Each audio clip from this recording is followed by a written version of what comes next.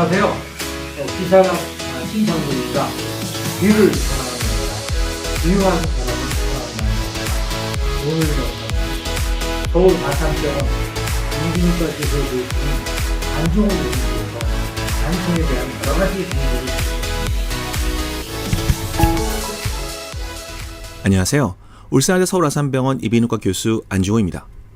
보청기 클리닉을 운영하면서 보청기를 처방하고 이를 환자의 청력과 요구 조건에 정확하게 맞추기 위해서는 여러 가지 고려해야 할 점들이 많습니다.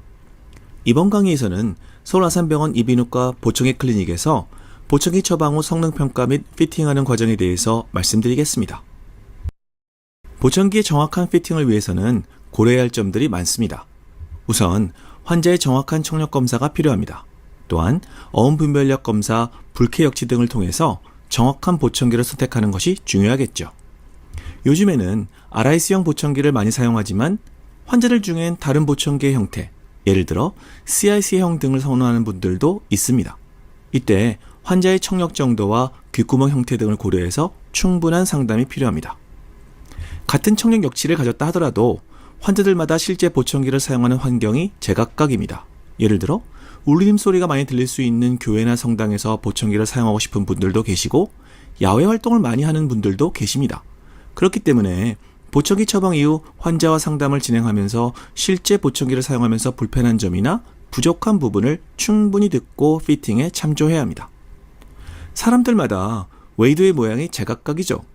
그래서 시리 측정, 리어 이어 메저먼트를 통해서 실제 보청기가 우리가 예상한 값만큼 제대로 소리 전달을 해주는지를 확인해야 합니다.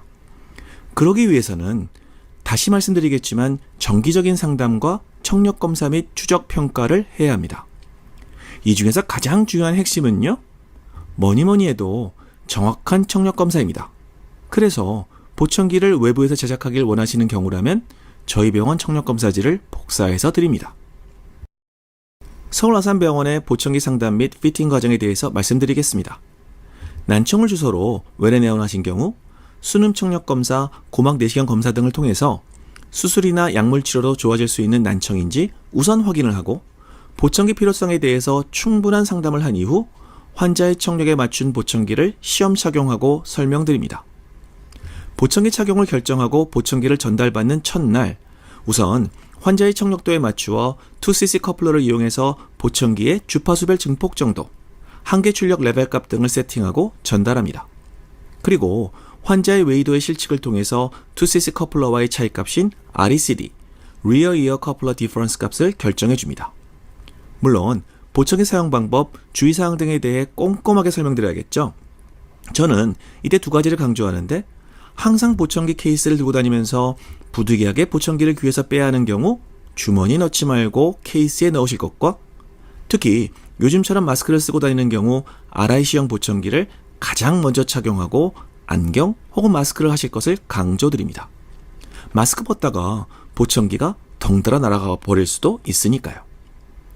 한 달 뒤 스피치 매핑을 통해 REM, Rear Ear Measurement를 시행하고 한 달 동안 지내면서 환자의 생활 환경에 부족했거나 불편한 점은 없는지 질문하고 REM 결과에서 주파수별 증폭 목표에 모자라지는 않는지, 너무 과도한 소리가 귀로 들어가지는 않는지를 측정합니다.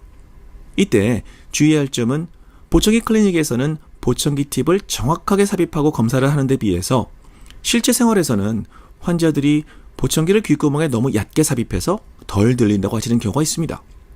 이때는 보청기의 정확한 착용에 대해서 재교육을 해드려야 합니다. 그리고 보청기 사용에 익숙해진 경우에는 필요시 추가 프로그램을 작성해서 너무 다른 공간, 예를 들어 교회용, 식당용 등의 프로그램을 추가하고 사용 방법을 알려드립니다. 석 달 뒤에는 수능 청력 검사를 시행하고 이에 따른 REM을 측정하고 피팅을 합니다. 대부분의 환자들이 4-5달 정도 사이에는 큰 청력 변화를 보이지 않지만 드물게 청력이 좋아지는 분도 계시고 약간 나빠지는 분들도 계십니다. 그에 맞추어 보청기 성능을 평가하고 피팅을 시행합니다. 이후로는 매 6개월마다 수능 청력 검사와 REM 측정을 통해 피팅을 진행합니다. 지금부터 보청기 첫 착용부터 이후 성능 평가를 위한 검사 과정을 보여드리겠습니다. 우선 회사에서 제작되어 환자에게 도착한 보청기에 환자의 수능 청력 검사 결과에 따른 주파수별 청력 역치를 입력합니다. 이후 2cc 커플러를 이용해서 테스트 스피치 매핑을 시행하는데, 이를 통해 보청기가 목표로 한 타겟 게인 값을 포함해서 정확한 출력을 내주는지를 검사합니다.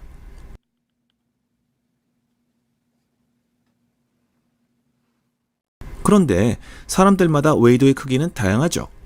2cc 커플러는 우리보다 귓구멍이 큰 서양인을 기준으로 특히 여성인 경우 본인의 웨이도 크기에 비해 많이 큽니다. 그래서 실제 환자 귀에는 불필요하게 과도한 증폭음이 전달될 수 있습니다. 보시는 것처럼 환자의 웨이도에 인서트 튜브를 삽입해서 개인별 웨이도 용적을 측정하고 기존에 측정해둔 2cc 커플러의 주파수별 게인과의 차이인 RECD 값을 구해서 이후 보청기 피팅기에 적용합니다. 그리고 특히 보청기를 처음 사용하시는 분들에게는 보청기의 관리, 보관 등에 대해서 상세히 설명드립니다. 요즘에는 스마트폰으로 보청기를 조정할 수도 있고 스마트폰에서 음악이나 통화를 스트리밍하는 기능을 많이 선호하십니다. 환자가 가지고 있는 스마트폰이 해당 보청기에 어떻게 활용될 수 있는지 설명드립니다. 다음 한 달째 방문할 때는 스피치 매핑을 통해 환자의 REM을 측정하고 결과값과 환자가 지난 한 달 동안 사용하면서 아쉬웠던 점, 불편했던 점 등을 듣고 피팅을 합니다. 스피치 매핑을 시행하는 과정은 다음과 같습니다. 환자의 귀에 보청기와 프로브 튜브 마이크를 삽입한 상태에서 환자는 1m 떨어진 곳에서 정해진 소리를 듣게 됩니다. 스피치 매핑은 loud, average, soft 사운드를 들려주고 보청기가 이러한 소리를 증폭해서 환자의 청력 목표에 얼마나 정확하게 전달해 주는지를 검증하는 검사입니다. 스피치 매핑의 가장 큰 장점은 보청기가 제공하는 피드백 제어, 소음 감소 등을 포함한 조건에서 말소리, 음악소리 등 실제 신호를 통해 성능을 평가할 수 있다는 것입니다. 또한 이러한 측정 과정이 화면에 표시되어서 환자가 직접 보청기를 통해 얻을 수 있는 효과를 보고 느낄 수 있습니다. 보시는 결과물처럼 보청기의 스피치 스펙트럼이 환자의 청력 역치에 따른 타겟에 일치한지를 확인하고 이러한 스펙트럼이 타겟을 포함할 수 없는 경우 게인을 올리는 등 보청기 성능 향상을 위한 조정을 합니다. 간혹 REM 검사 때는 보청기가 목표 게인을 충분히 전달하는데 환자는 보청기 소리가 작아서 불편했다고 하면 혹시 보청기 팁을 웨이도 깊숙이 삽입을 못하는 것은 아닌지 확인한 다음 보청기의 올바른 착용에 대한 교육을 시행합니다. 필요한 경우 이어몰드 혹은 팁을 교체해줍니다. 또한 환자가 지난 한 달 동안 보청기를 사용하면서 상하는 환경에 따른 추가 요청이 있는 경우 전용 프로그램을 작성해줍니다. 예를 들어 교회 예배당 같이 울림이 많은 공간에 자주 가는 경우 전용 프로그램을 만들어줄 수도 있고, 주로 집안에서 사용하시는 분들을 위해서는 방향성 마이크로폰 대신 무방향성 마이크로폰으로 변경해 줄 수도 있습니다. 이후 3달째 방문에는 청력을 잘 유지하는지를 확인하기 위해서 수능 청력 검사를 하고 청력 변화가 있는지 여부를 확인합니다. 시행한 수능 청력 검사에 맞추어 스피치 매핑을 시행하고 결과값에 따른 보청기의 조절 또는 환자의 요구나 불편에 따라서 정확한 피팅을 시행합니다. 이때에도 필요한 경우 몰드나 팁을 교체할 수 있습니다. 이제 어느 정도 보청기 사용이 안정화되었기 때문에 이후로는 매 6개월마다 수능 청력 검사와 스피치 매핑을 시행하여 보청기 피팅을 시행합니다. 이상으로 간단히 강의 내용을 요약해드리겠습니다. 무엇보다도 성공적인 보청기 피팅을 위해서는 정확한 청력 검사가 필수라는 점 다시 한번 강조드립니다.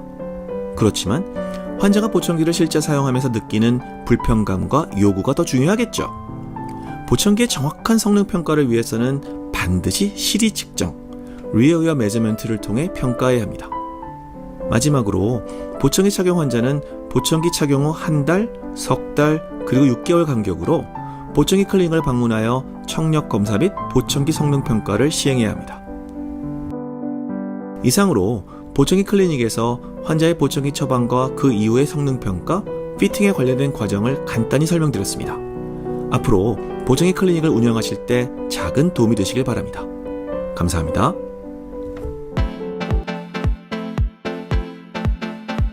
할아버지는 정말 답답해. 뭐? 통 안 들려? 소리가 안 들리면 가족과의 대화도 단절됩니다. 시원하게 잘 들리는 스타키 보청기. 할아버지! 수인서가 할아버지 스타키 했다. 시원한 소리 스타키 보청기.